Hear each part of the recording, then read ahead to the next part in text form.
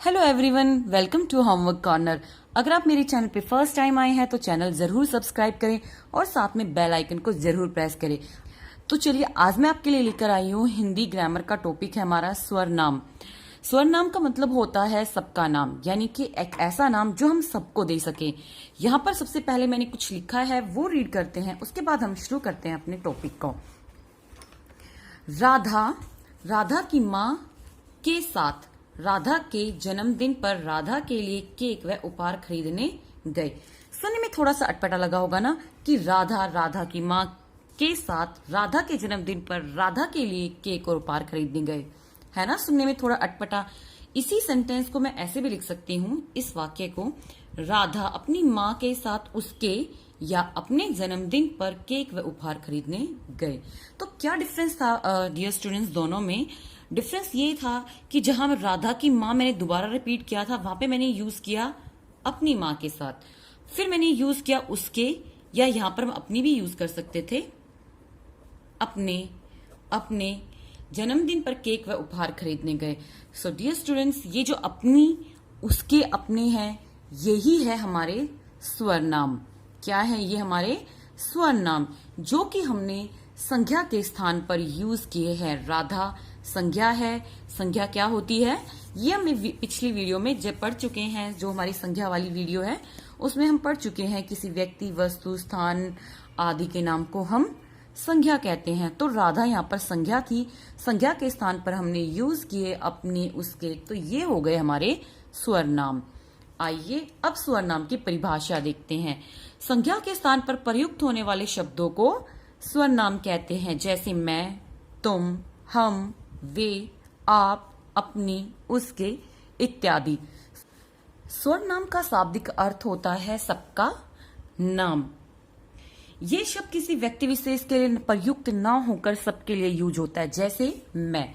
अब जो हमारा मैं शब्द है उसको हर कोई यूज कर सकता है। मैं, आप जब अपनी कोई बात कह रहे हो तो मैं, हम सब मैं शब्द को यूज कर सकते हैं। तो मैं क्या हो गया?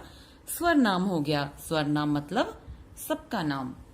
आइए अब स्वर नाम के भेद देखते हैं। स्वर नाम के 6 भेद है। पहला है स्वर नाम का भेद है पुरुषवाचक स्वर नाम। जो स्वर नाम पुरुषों, पुरुष या स्त्री के बदले आते हैं उन्हें पुरुषवाचक स्वर नाम कहते हैं। यानी कि जो स्वर नाम पुरुष या स्त्री के लिए यूज होता है उन्हें हम पुरुषवाचक स्वर नाम कहते हैं। पुरुषवाचक सर्वनाम 3 प्रकार के होते हैं। पहला होता है उत्तम पुरुष, जिसको हम अपनी बात कहने के लिए यूज करते हैं या अपनी किसी रिलेशन को दिखाने के लिए यूज करते हैं। मध्यम पुरुष, मध्यम पुरुष तू, तुम, तुमने, तुम्हें, तुमसे, ये हम किसी दूसरे पर्सन के लिए, यानी कि मध्यम पुरुष, द्वितीय पुरुष या जो हमारा सेकंड पर्सन होता है उसके लिए हम यूज करते हैं। अन्य पुरुष, वह, ये, इन, उन, उनका, उनको, ये हम थर्ड पर्सन के लिए यूज करते हैं। यानी कि ना हम अपने लिए यूज करते हैं, ना मैं आपके लिए यूज कर रही हूँ, मैं किसी थर्ड पर्सन, अदर पर्सन के लिए इनको यूज कर रही हूँ। आइए अब हम आगे बढ़ते हैं। निश्चयवाचक स्वर नाम, निकट या दूर के व्यक्तियों या वस्तुओं का निश्चयात्मक संकेत जिन शब्दों से होता है उसे हम निश्चयवाचक स्वर नाम कहते हैं। यानी कि कोई भी व्यक्ति हो या वस्तु हो, वो निकट है या पास, जिन शब्दों से हमें पता चलेगा वही निश्चयवाचक स्वर नाम होगा। कि ये चीज पास में है, ये चीज दूर में है, वो व्यक्ति मेरे पास है या दूर है, तो जिन शब्दों से पता होगा वही हमारा निश्चयवाचक स्वर नाम होगा। आइए कुछ उदाहरण देखते हैं। यह पुस्तक मेरी है। सो यहाँ पर जो हमारा स्वर नाम होगा, निश्चयवाचक स्वर नाम, वो होगा यह, क्योंकि यह बता रहा है कि जो पुस्तक है वो किसकी है? मेरी है। वह उनकी मेज है, यानी कि वह हमें बता रहा है कि वह उनकी मेज है। आइए एक और एग्जाम्पल देखते हैं। ये मेरे हथियार है। सो इसमें जो ये है वो है निश्चयवाचक सर्वनाम, क्योंकि इनसे पता चल रहा है कि जो हथियार है ना वो मेरे हैं। यहाँ पे ये बताता है कि जो हथियार है वो मेरे हैं।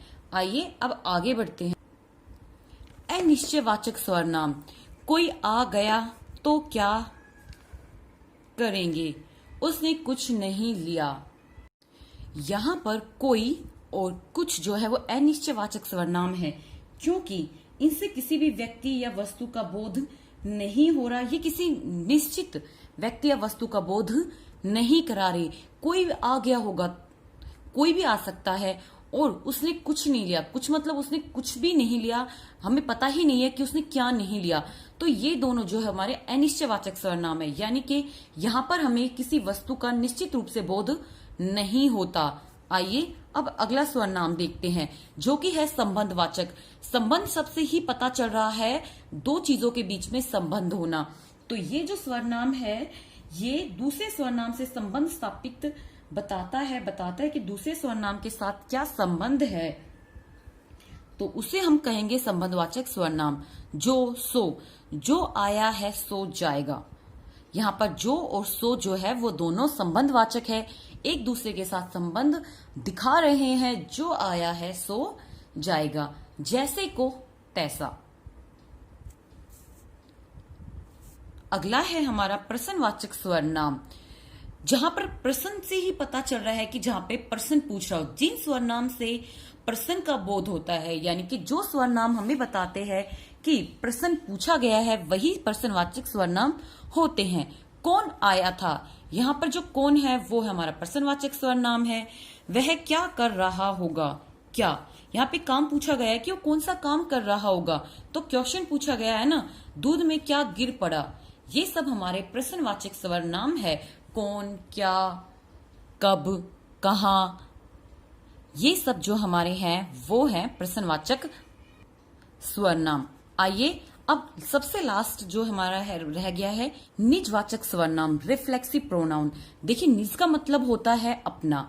वो सर्वनाम जिनको हम अपने लिए यूज करते हैं, जैसे मैं खुद, मैं स्वयं कर लूंगा, मैं खुद कर लूंगा, अपने लिए कर लूंगा, ये सब हमारे निजवाचक सर्वनाम होते हैं।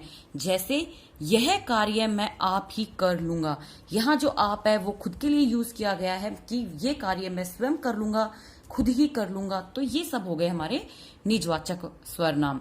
अब जो आप है उसका प्रयोग हम 3 तरीके से कर सकते हैं। कैसे? किसी संज्ञा या सर्वनाम के अवधारण निश्चय के लिए, जैसे मैं, आप, वहीं से आया हूं।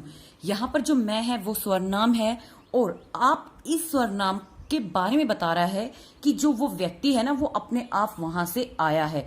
यानी कि यहाँ पर मैं अपने ही संज्ञा सर्वनाम को बता रहा हूं, उसके निश्चय के लिए बता रहा हूं।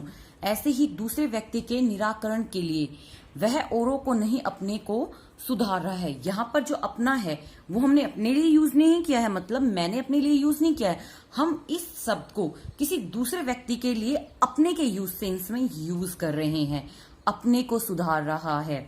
ऐसे ही सर्वसाधारण के लिए कई बार जो हमारा ये जो शब्द होता है आप या अपना, वो हम खुद के लिए यूज ना करके सर्वसाधारण के लिए यूज करते हैं। जैसे आप भला तो जग भला। अब आप यहाँ पे मैं नहीं हूं कि मैं भला तो सब जग भला, नहीं। आपका मतलब जग के हर उस व्यक्ति से है जो कि अपना भला कर रहा है। अपने से बड़ों का सम्मान करना चाहिए। यहाँ पर अपने से बड़े के मतलब है, यहाँ पर अपना मैंने खुद के लिए यूज नहीं किया, मैंने उन सभी व्यक्तियों के लिए यूज किया है जो हमसे बड़े हैं। सो ये थे हमारे सर्वनाम और उनके भेद। अगर आपको वीडियो पसंद आती है तो लाइक करिएगा, शेयर करिएगा और सब्सक्राइब जरूर करिए। आपका जो सपोर्ट है वो हमारे लिए बहुत ही नेसेसरी है।